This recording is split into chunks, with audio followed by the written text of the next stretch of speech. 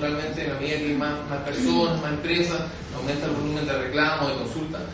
El desarrollo económico y tecnológico, porque en la medida que hay más uso de tecnologías de información y comunicación, aumenta la generación, mantención y circulación de información personal, de base de datos con información personal. Y, por último, un factor muy determinante es la conciencia sobre los derechos de protección de datos. Así, por ejemplo, en Canadá y en el Reino Unido, el nivel de conciencia sobre la normativa de protección de datos es del orden del 80-85%, mientras que en España es del 50%. Entonces vimos que esto también explicaba bastante las diferencias que se dan entre los países. Bueno, concretamente, aquí está la demanda que estimamos para cada función, o sea, o para las funciones donde hay una demanda.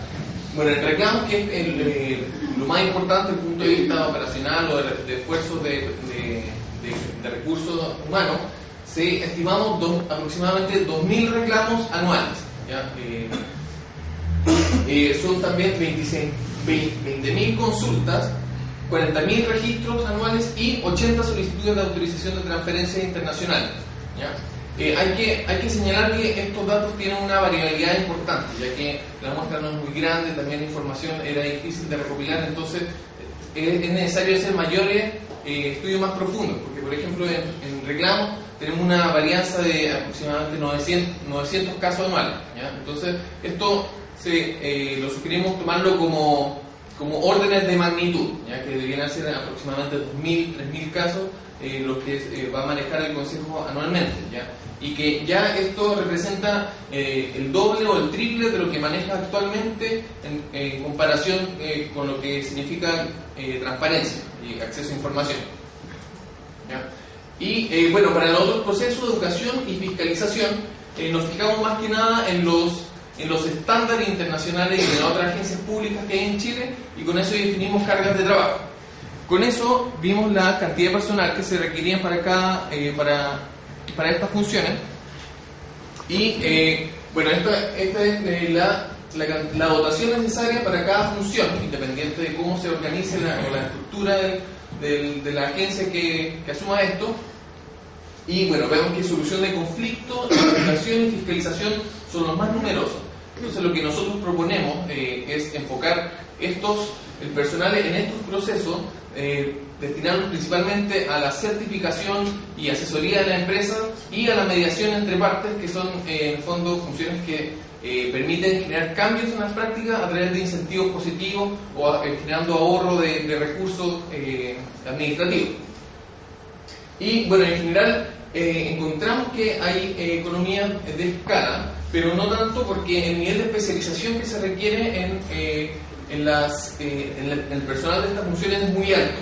Y de hecho un problema muy importante en la protección de datos es que la grúa del sector privado es muy, muy importante. Entonces a todas estas agencias internacionales tenían políticas de desarrollo y mantención de su personal muy fuertes, porque entonces era un problema mantenerlas, porque siempre estaba el sector privado que se lo llevaba, porque este era un tema que en la medida que se volvía más importante, la empresa entonces requería más profesionales para actualizar sus procesos, sus normas. Entonces las agencias públicas eran las que en todo proveían el personal especializado, ¿ya?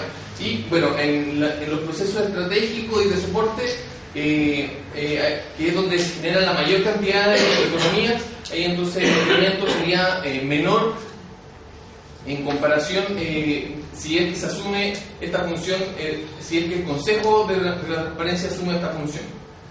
Entonces, creo que eso era todo lo que tenía. Sí, ahí está. Bueno, y finalmente esto calculamos el presupuesto de cuánto significaría anualmente, y determinamos que eran aproximadamente 4.800 millones de pesos anuales, ¿ya? Esto es pensando en la protección de datos en régimen, de aquí a unos 4 o 5 años, cuando ya haya un nivel de conciencia elevado sobre la normativa. ¿ya? Y consideramos, por ejemplo, levemente superior al caso de España en un 60%, y es importante destacar eso, porque esa variable determina bastante el nivel de demanda, ¿ya? Entonces, ese es el supuesto que hay detrás, y esto es para el funcionamiento de la protección de datos exclusivamente, ¿ya? Y que lo puede asumir ya sea el Consejo de Transparencia o otra agencia autónoma. Bueno, y señalar que los principales costos son los servicios de consultoría y asesorías legales, profesionales, y los sueldos y prestaciones de empleados. Por lo que les decía antes, el costo de mantener el personal es muy alto, se requieren servicios profesionales muy especializados y que también son de alto costo, como auditoría de sistema, ingeniería de computación. Entonces todo eso eleva los costos de mantener una agencia en este ámbito. Eso es básicamente los resultados en materia de presupuesto y procesos que llegamos en este estudio.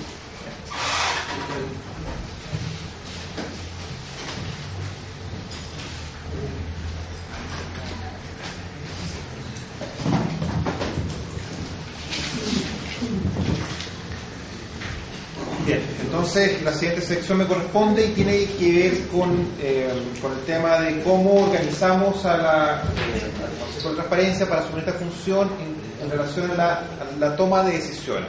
Básicamente hay una serie de casos que tienen que resolver. La pregunta es cómo nos organizamos para que eso sea eficiente y sea factible operativamente. Ya vieron ustedes que la demanda en la carga de trabajo es importante.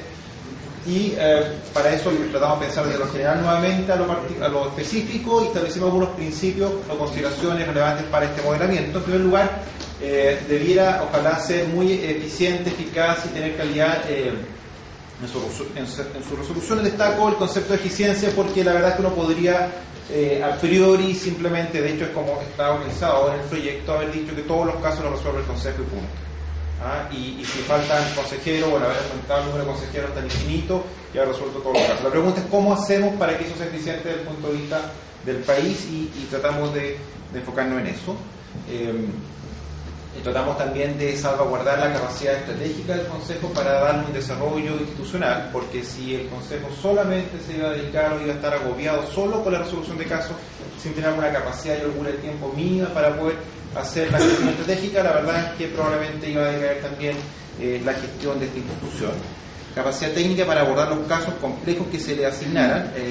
Hay casos de distinto nivel de complejidad, por tanto la institución debiera tener la capacidad, pero además la especialización interna para abordar estas complejidades diversas. Distribución inteligente y máxima flexibilidad organizacional para las funciones más demandantes. Esto tal vez es lo más importante.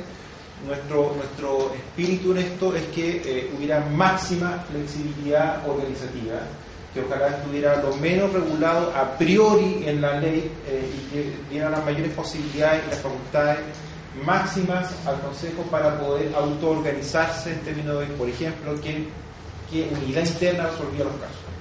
Eso es clave porque no obstante haber hecho un esfuerzo de estimación de los volúmenes de carga de trabajo y de estimación de la complejidad, lo más probable es que tengamos márgenes importantes de errores, y por tanto la forma inteligente de asumir esa incertidumbre es que la institución a cargo tenga capacidad flexible de organizarse.